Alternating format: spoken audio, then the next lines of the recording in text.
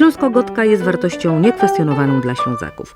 Przekazywana jest w sztafecie pokoleń. O kondycji śląskiej gotki w przyszłości stanowi i to, jak dziś jest pielęgnowana i przekazywana. Jak radzi sobie z mówieniem i jej rozumieniem najmłodsze pokolenie Górnoślązaków.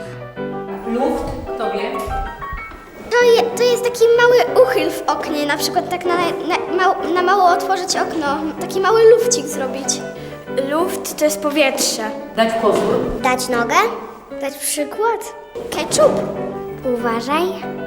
A teraz nie ma żartów. Przed nami poważny sprawdzian wiedzy językowej. Tłumaczymy ze śląskiego na polski.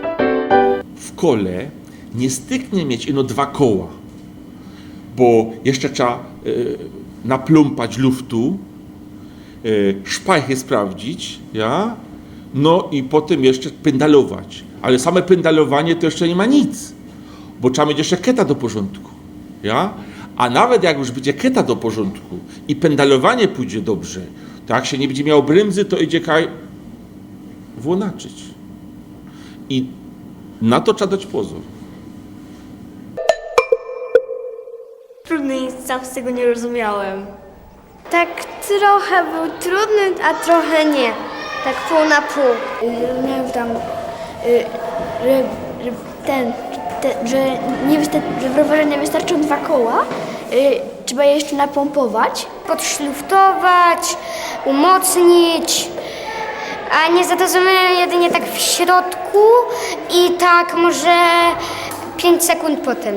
Że w rowerze nie wystarczy mieć dwóch kół, bo jeszcze trzeba dobrze napompować, sprawdzić, czy szprychy są dobre i jak się chce jechać, to trzeba mocno pedałować. W kole nie styknie mieć ino dwa koła. W rowerze nie wystarczy mieć dwa koła, bo jeszcze trzeba naplumpać luftu, trzeba mieć w tych kołach jeszcze powietrze, które trzeba napompować. Potem jeszcze pędalować. Ale same pędalowanie to jeszcze nie ma nic, bo trzeba mieć jeszcze keta do porządku. Ja? To jeszcze potrzebne są pedały. Ale to też nie wystarczy, bo trzeba mieć łańcuch, bo te pedały napędzają ten łańcuch. A nawet jak już będzie keta do porządku i pędalowanie pójdzie dobrze, to jak się nie będzie miał brymzy, to idzie kaj włonaczyć. No i jak już nawet będę mieć to w komplecie, to potem trzeba mieć hamulec, bo idzie w coś uderzyć. I na to trzeba dać pozór.